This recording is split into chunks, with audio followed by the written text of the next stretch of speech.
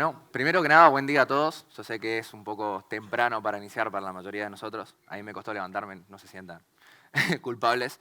Así que nada, les agradezco estar acá. Básicamente, esta charla va a hablar de las vulnerabilidades más comunes que nosotros solemos ver en el trabajo. Mi nombre es Alejandro Parodi, soy el CTO de Security Signal, una consultora de seguridad informática con base en Santiago de Chile y acá en Buenos Aires. Básicamente, mi background es de desarrollo de software y me dedico a la seguridad informática hace varios años. Lo más importante de entender de todo esto es cómo lo usa un sistema hoy en día. Básicamente, los sistemas hoy en día tenemos diferentes partes en diferentes lugares. Por ejemplo, podemos tener una parte dentro de nuestra infraestructura local, que son servicios o productos o software que nosotros utilizamos para llevar nuestro día a día.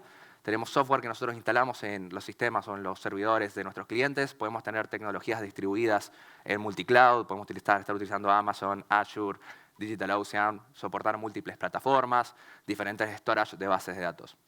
Entendiendo esto, uno se da cuenta de que realmente la superficie de ataque que puede tener un sistema hoy en día realmente es muy grande. Esto nos lleva a la pregunta, bueno, Ale, ¿cómo inicio hoy en la seguridad informática? Esto suena repetitivo, pero es lo mejor que hay de momento.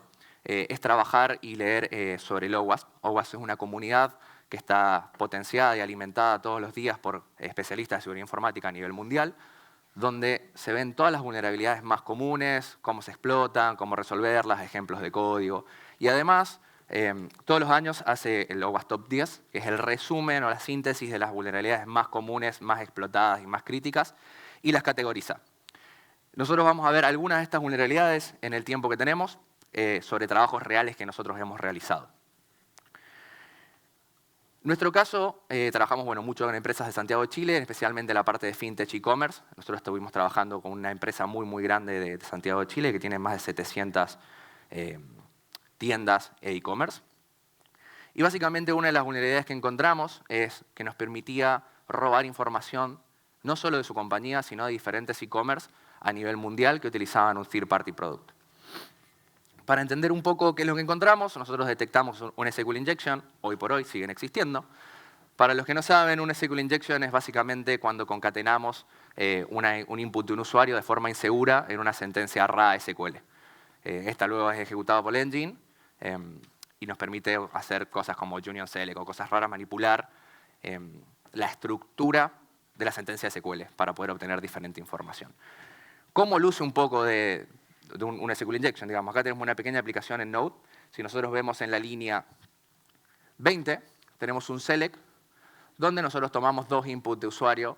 Yo sé que todos hemos hecho esto en algún momento. Entonces, un atacante podría manipular el contenido de las dos variables, agregar código SQL, que luego es concatenado y es procesado en la línea 22 por el motor de base de datos. Entonces podríamos hacer cosas como union select, blind o punto y coma, drop, y modificar lo que sucede en la base de datos. Uno de nuestros casos, por ejemplo, nosotros estuvimos trabajando con esta empresa que tenía la siguiente arquitectura. Tenía diferentes páginas web de diferentes customers, tenía un procesador de datos de un tercero, de una empresa de Brasil, y además utilizaba acá de una empresa argentina un ERP que es un ERP como un SaaS, que múltiples empresas internacionales utilizan. Estas empresas cargan su información de sus ventas, de sus activos y demás en estos ERP, son procesadas por esta empresa brasileña que luego refleja la información en las stores. Nosotros estábamos situados analizando el ERP de nuestro cliente, porque ellos tenían una política de analizar los third-party processors.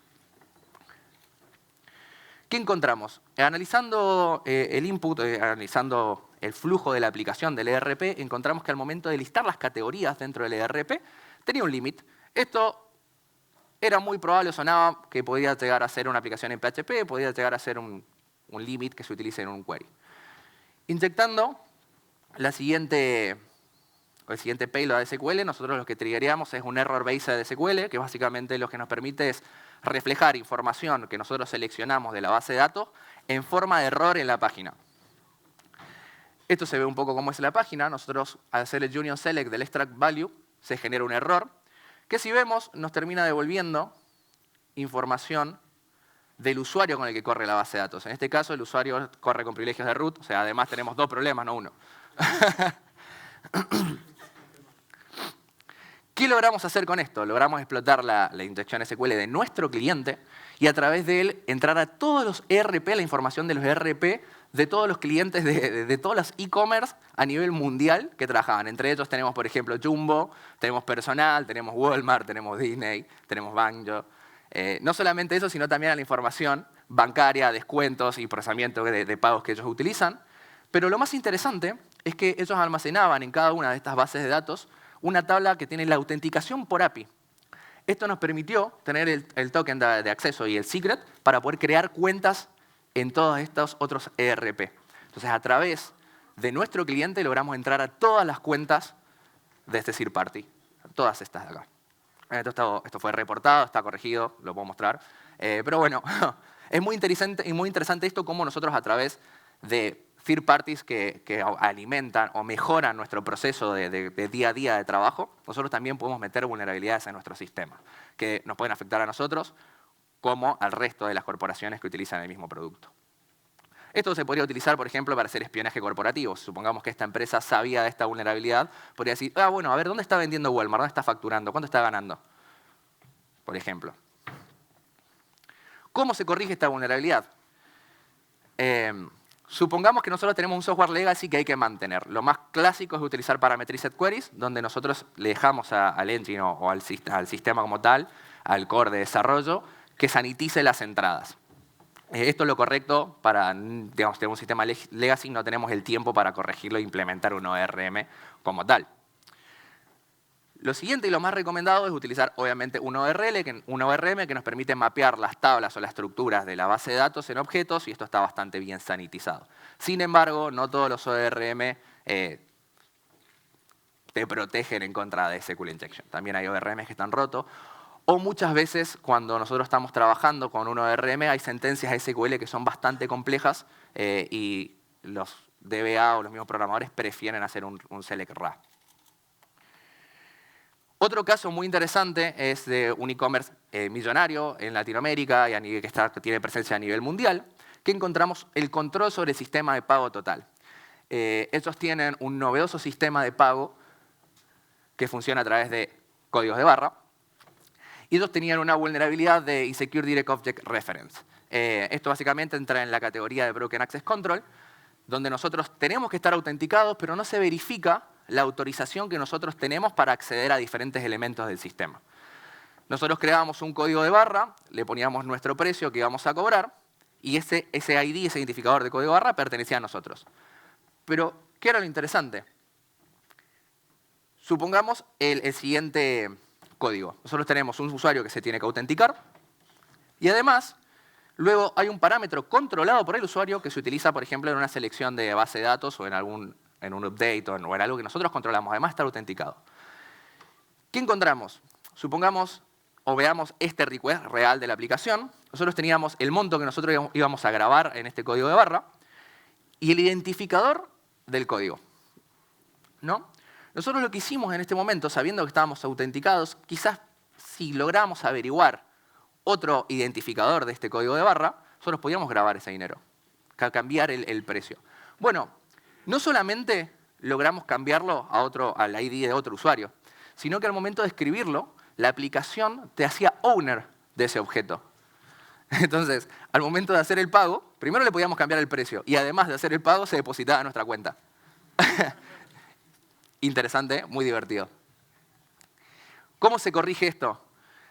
Además de estar autenticado, nosotros tenemos que verificar que todas las operaciones que nosotros realizamos sean sobre objetos que nosotros tenemos el control. En este caso, utilizar la sesión o el identificador de sesión de nuestro usuario y tener órdenes de autorización, que un usuario no pueda acceder a información tanto a nivel de escalación de privilegios, a usuarios que tengan mayores privilegios o a funcionalidades o información de forma horizontal.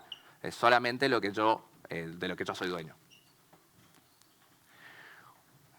Otro trabajo muy interesante, que todo esto de alguna cierta u otra forma entra un poco en lo que es el OWASP, y algunas cosas no, que también vamos a tocar, que son bastante interesantes, pero son modernas, y es bueno saberlo porque la tecnología ha ido variando, entonces las vulnerabilidades ya no se ven de la misma forma. ¿Qué encontramos? Encontramos ejecución de código remota, y acá voy a tocar tres temáticas. RCE clásico, de inyección no sanitizada, ataque de serialización y combinación de bugs. Lo primero es básicamente ejecución de entrada. Tenemos un input que tomamos de un usuario y lo usamos en una función system de forma insegura. La siguiente es, por ejemplo, lograr una carga arbitraria de archivos que nos permita subir, no sé, configuraciones JSP, archivos JSP, que nosotros luego podemos ejecutar porque están en el webroot. O de serialización de objetos, que si bien ya casi no se usa serializaciones, todavía se siguen encontrando, por ejemplo, en aplicaciones Java, Oracle, WebLogic utiliza serializaciones, Jenkins tiene serializaciones, FileExist en PHP usa metadata para hacer deserializaciones. Todavía se sigue viendo. El primer caso es donde nosotros obtenemos una variable, por ejemplo, en este caso un dominio, y luego se concatena de forma insegura a una función system que ejecuta comandos en el sistema. Un atacante podría usar, por ejemplo, punto y coma, ejecutar el slookup y además descargarme un archivo, ponerlo en el temporal y ejecutarlo. Esto es un reverse shell, nos devuelve una conexión inversa a nuestro servidor donde nosotros tomamos el control. Esto lo va a procesar y va a ejecutar un comando, termina, espera la salida, ejecuta el segundo y el tercero. Esto es re común verlos en dispositivos IoT a día de hoy.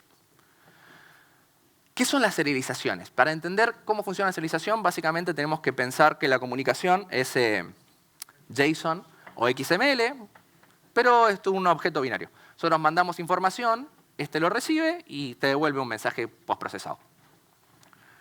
Así más o menos se ve un objeto serializado en Java. Básicamente esto es un objeto del tipo string, es una representación binaria hexadecimal o de los opcode correspondientes a un objeto. ¿Cómo funciona del lado del backend?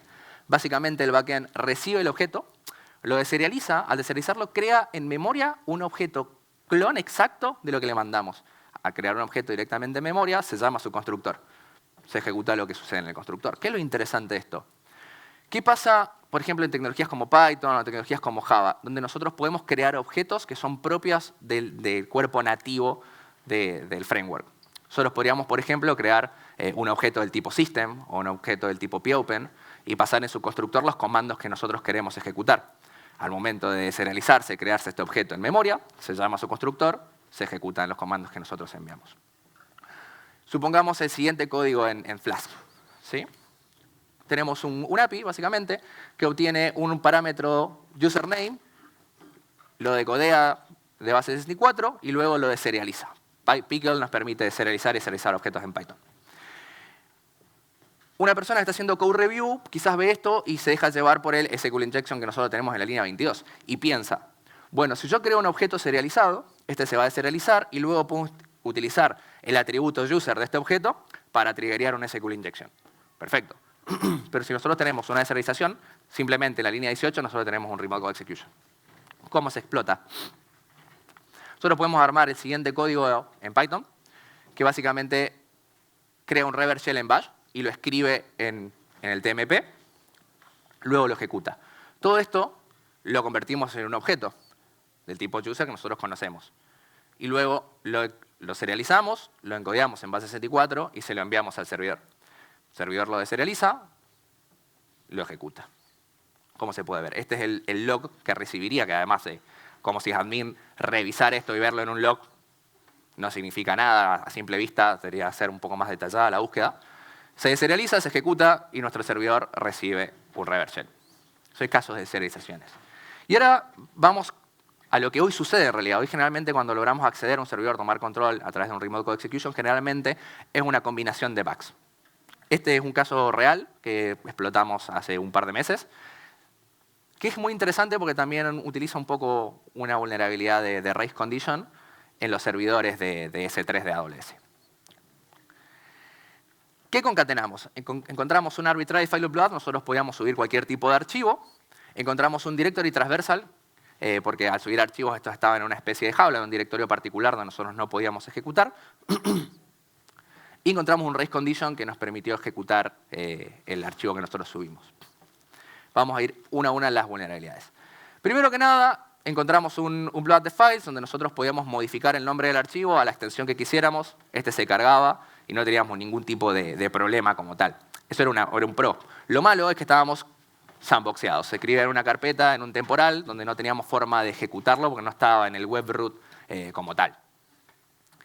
Pero ¿qué es lo interesante? Encontramos primero un full path disclosure al momento de un error que nos daba el path en el cual estaba ejecutándose esta aplicación en Java, donde estaba el webroot. Y lo interesante es que al momento de concatenar el filename, la aplicación lo hacía de forma insegura. Entonces nosotros podíamos utilizar el punto a punto barra tradicional para irnos a la raíz del sistema y luego a la raíz del webroot y ahí escribir nuestro archivo JSP.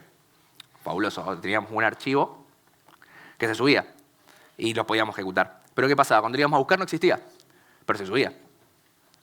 Entonces no entendíamos qué pasaba. Analizando un poco cómo funcionaba, nos dimos cuenta que la aplicación lo que hacía realmente era subir este archivo en el servidor. Y luego se lo enviaba a un bucket S3. Este S3 terminaba la carga y enviaba un callback. Y le decía, che, ya tengo el archivo arriba. En este momento, el backend borraba el archivo. Pero ¿qué pasa? Entre que el archivo se está subiendo, se sube al bucket y se triggerea el callback, hay milisegundos de cosas que están sucediendo. Esta condición genera un delta time que es un race condition. Si nosotros logramos reachar o contactar a ese archivo entre los milisegundos entre que se está subiendo a S3 y se devuelve el callback, nosotros logramos ejecutarlo. Y una vez que está en memoria, tenemos control. ¿Cómo? Sí. En la ruta anterior, no sería en los clientes, justo el anterior, ¿no sería que Glassfish estaría liberado? Claro, sí, nosotros entramos al servidor de ellos, pero por la condición de que nosotros al subir el archivo a S3, tenemos que esperar que se termine la carga para hacer el callback que Glassfish después interpreta y elimina el archivo. ¿Si no usase Glassfish también se podría entrar? Sí, en este caso supongamos que el file se historiara o se guardara en el backend y esto no existiera, podríamos contactarlo, hubiera sido más fácil incluso, porque lo que no entendíamos era el archivo se sube, pero cuando lo queremos ir a buscar no existe. ¿Por qué? Porque lo subía en S3 y luego lo eliminaba en milisegundos. ¿Le agregás el paso al final para que demore más en subir? Sí, podés hacer un archivo más largo o no. Ahí voy a mostrarles la explotación. ¿Qué hicimos? Básicamente concatenamos estas tres vulnerabilidades. Combinamos el file upload que nosotros detectamos, el directory transversal para poner este archivo en el webroot y el race condition para poder ejecutarlo antes que se elimine. Básicamente creamos este código en Python. ¿Perdón? ¿Hicieron preguntas? Este código en Python que lo que hace es explotar la vulnerabilidad, subir el archivo. Pero esta es la parte interesante, donde explotamos el race condition. Levantamos múltiples threads, 50, 100 threads, que están todo el tiempo intentando contactar el archivo que nosotros subimos. Entonces, entre los milisegundos que se sube y baja, muchas veces funcionó, muchas veces no funcionó, logramos contactar el archivo. Este se ejecuta y que logramos acceso. No solamente acceso, sino que además el Glassfish corría con privilegios de root. Realmente, en general, la mayoría de las explotaciones que llegan a RCE actualmente en aplicaciones web son combinaciones de diferentes packs. ¿Cómo se corrige? Hoy por hoy, Amazon, tanto S3 como los storage de DigitalOcean, tienen APIs que te permiten subir archivos directamente del frontend. ¿Cuál sería el correcto flujo de esto? Que un archivo nunca tocara el backend de forma temporal y obviamente corregir los directories transversal y el arbitrary file upload. Pero esto es lo más interesante porque es un problema de arquitectura. El archivo debería subirse directamente al bucket S3, este debería triggerar un callback que debería ser recibido por el backend, tomar la URL del S3, guardarlo en la base de datos y servirle esa información al cliente o al que esté consumiendo la aplicación. Porque por más que en este caso podríamos subir archivos y demás, primero, nunca estaríamos tocando algo en el servidor y no lo podríamos ejecutar por la configuración del backend. Solucionaríamos en gran aspecto los problemas que nosotros tenemos de seguridad en esta aplicación. Claro, así lo explotamos en el caso del race condition con los múltiples threads. Bueno, pero de esta forma lo sanitizás a nivel estructura de race condition. ¿Qué recomendaciones le puedo dar en este tiempo que nosotros tenemos? Es básicamente verificar siempre la autorización, no solamente autenticarse, sino controlar los roles para hacer granularidad y segmentación de privilegios dentro de una aplicación. Sanitizar entradas, obviamente ya todos lo sabemos, no utilizar o no confiar en los inputs del usuario de forma maliciosa. Un atacante siempre puede utilizar un input para inyectar, de hecho es lo primero que buscamos, es ver todos los inputs y cómo reacciona la aplicación en base a las modificaciones que nosotros hacemos en el input. Algo que es muy interesante, que no alcancé a tocar en esta presentación por una cuestión de tiempo, es evitar sistemas de impersonificación. ¿Cuál es el problema que nosotros tenemos acá? Hay muchas plataformas que tenemos múltiples usuarios y un administrador que dice, bueno, hoy me quiero comportar como este usuario como tal. Eso, en general, está roto. ¿Por qué? Porque no hay una forma una forma estándar de hacerlo. Entonces cada desarrollador lo hace de la forma que le gusta. Y generalmente estas implementaciones no son seguras. Incluso hubo un caso reciente de una implementación de la famosa empresa OutZero, que tiene un sistema de impersonificación como este, y estaba roto también, lo encontraron la vulnerabilidad los chicos de Cinta Infinita. Grandes ellos, grandes amigos. Desactivar el modo debug, esto se ve un montón, de subir aplicaciones, especialmente quizás en aplicaciones que trabajan con un proceso de continuous deployment o continuous integration. Los pushean al Git y esto sale andando. Muchas veces lo que se pushea tiene modo debug, por lo menos en staging o en desarrollo. ¿Preguntas? En el caso de los roles, ¿cómo manejas la parte de privilegios, superprivilegios que tenés que acceder? Momento, que mandamos el micrófono. ¿Quién tiene preguntas? Vos. No, en el caso de los que verifican los roles, ¿cómo manejas los roles privilegiados de los super capos? Lo primero que tienes que verificar es, obviamente, vas a tener tu tabla de usuarios que va a tener un rol particular. Que el usuario pueda acceder, vas a tener tus series de if o vas a utilizar un framework que te permita verificar que el acceso a las funcionalidades que su usuario tiene pertenezcan solamente a su rol, y no solamente a su rol, sino a su cuenta. Porque también tenés escalaciones de privilegios horizontales. Es decir, bueno, yo soy un usuario, pero si no verifico que sea el ownership de esa información, puedo acceder a información de otros usuarios. Porque hay privilegios de esos usuarios que ven todo el resto. Exacto. No, pero bueno, eso si sos un administrador. Pero supongamos el caso donde todos nosotros somos usuarios, todos estamos autenticados, todos tenemos el mismo rol usuario. Si no verificás los identificadores de estos usuarios, yo podría obtener información lateral de diferente información, de diferentes usuarios. Y esto, por ejemplo, está regulado, podría ser crítico para empresas que estén reguladas por GDPR. Una pregunta, por favor. ¿Sí?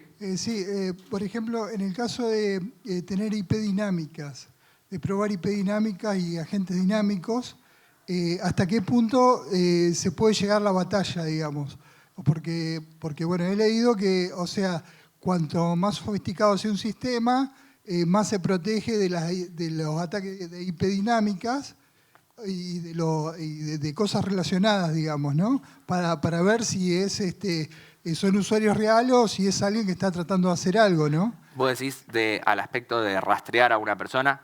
Claro, el aspecto de rastrear o de bloquear algo, por ejemplo, un ataque masivo, por ejemplo. Y mirá, el tema de las IP dinámicas, para la mayoría de los sysadmins son un problema, para la mayoría de las personas que se dedican a lo que hacemos nosotros es como el santo grial. ¿Cuál es el problema? Vos me podés bloquear un IP, pero yo puedo usar diferentes VPNs, encadenaciones de VPNs, puedo utilizar, por ejemplo, el gateway de AWS para que con un serverless, cada vez que yo tiro un request, lo proxee y esto va a ir saliendo a diferentes IP dinámicas. La verdad que es bastante complicado y requiere de un equipo que esté detrás de eso. O sea, si un atacante quiere y tiene el tiempo, es muy probable que logre bypassear las restricciones de bloqueo por IP que un sysadmin implemente. Pero por ahí me puedo estar yo equivocando si hay un sysadmin o los chicos de SysArmy que tengan una recomendación particular para este tipo de ataques. Lo dejamos ahí. ¿Alguna otra pregunta? ¿Alguien más? ¿No? Bueno, fuerte el aplauso entonces para el señor. Gracias.